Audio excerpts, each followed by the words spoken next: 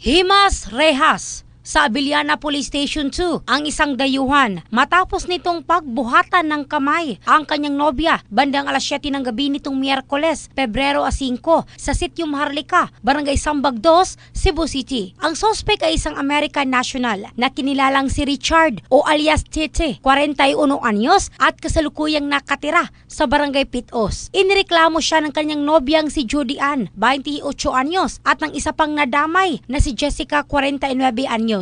Sa inisyal na investigasyon ng kapulisan, bigla na lang umanong dumating sa kaninang lugar ang dayuhan at hinahanap ang nobyang si Judy Ann. Nais umano nitong dalhin ang nobya sa police station dahil hindi nito inuwi sa kanyang bahay ang groceries na kanilang pinamili na nagkakahalaga ng 10,000 pesos. Ngunit nagmatigas umano si Judy Ann na sumama kaya't humantong sa komosyon. Sa video, makikita ang pagkaladkad ng dayuhan sa Pinay sa kalsada at sinuntok pa umano ito. Samantala, ang nooy umawat na si Jessica ay nasuntok rin umano ng dayuhan at nasiko sa mukha at hinimatay. Maharap ang dayuhan sa kasong physical injury at violation against women and children. In the heart of changing lives, ito si Michelle Craste ng Brigada News Philippines, the Music News Authority.